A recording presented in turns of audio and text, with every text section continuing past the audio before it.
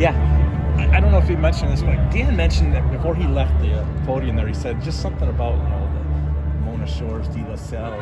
He'd like to see this be something that could be an annual thing. I mean, it has been almost an annual thing over the past 7-8 years. You've seen it three, 4 times. Well, I'll tell you this. I was an assistant coach a long time at Muskegon for 2 years, and in 06 and 08 we played De La Salle in the finals.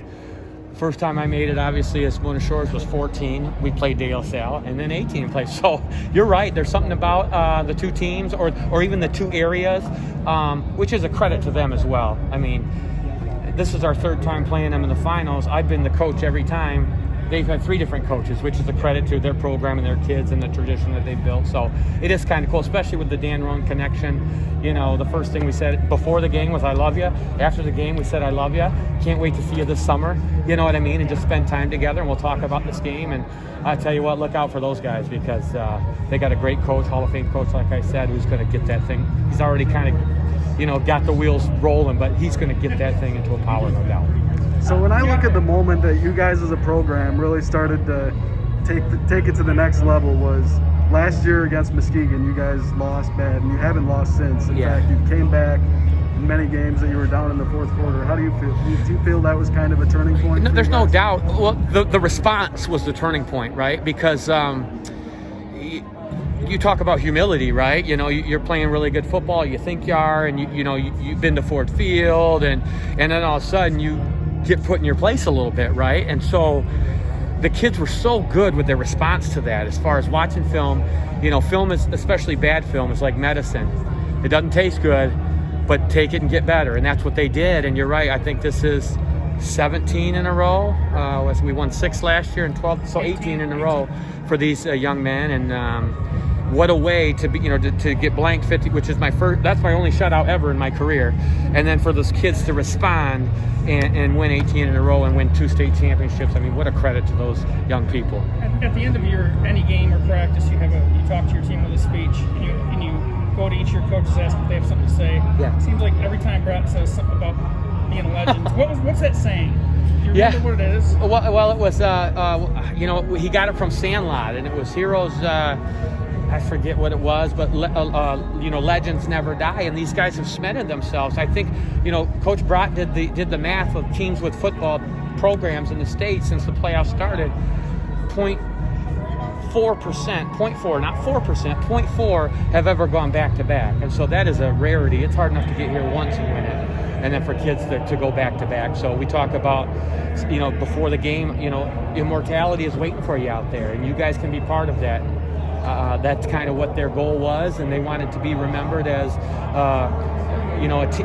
a junior class that was great and a senior class that was great. And how do you argue that? Where does Brady fit in that whole thing with not only Muskegon area, but Michigan high school football history? When you talk about legends, like where is his place? I'm obviously biased. I put him right up there with the best of them. But, with the performances that he has, and it seems like we're saying the same thing every week, right? He's on offense, he's on defense. Towards the end there, I was going to put him on kickoff. And he would have been like, all right, let me get some water. I'll be on there and I'll run down and kick off. He's just that throwback kid that I just said he's easy to root for because he's, everyone loves an underdog. He's undersized. He's not a 5-star. He's not a big-time Division I recruit.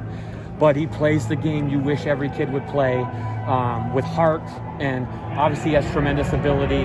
But I don't think people are necessarily going to remember him so much for his ability, but more so his grit and his scrappiness and his just refusal to one more play and we're back in it. One more play and we can turn this momentum around, or we're one play away from pulling it away. And so that's something that he's taught me, and that's something that my own children. I have a junior on the team. I have a 9-year-old watching, and I can say that's how you play the game. If you're going to learn anything from Brady Rose, learn how he plays the game. Are you waiting for him to do something spectacular? Well, you know what's going to happen.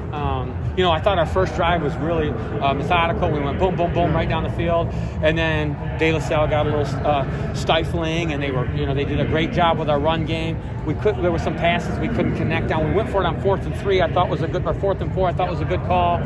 He was open. We missed it. So yes, you're just waiting for him to, like, he's going to see it. He's going to see it. It's going to develop. They did a great job bottling him up at times, but another thing too is our kids don't give up blocking for him because they know, like, if I can just stay on a little bit longer, Brady's going to crease it or somebody's going to crease it. But you kind of hold your breath and say, hey, it's coming. You know, I think he had 20-some carries. 22 carries. That's the last one I saw, 22 carries. And so the game before last week, he had 27 carries. And he plays every snap on defense, so he's just. But I'm going on and on. But yes, you kind of wait and say, when's it going to happen? When's it going to happen? And obviously, he broke that long one, broke a couple tackles, and that was definitely, I think, because momentum was.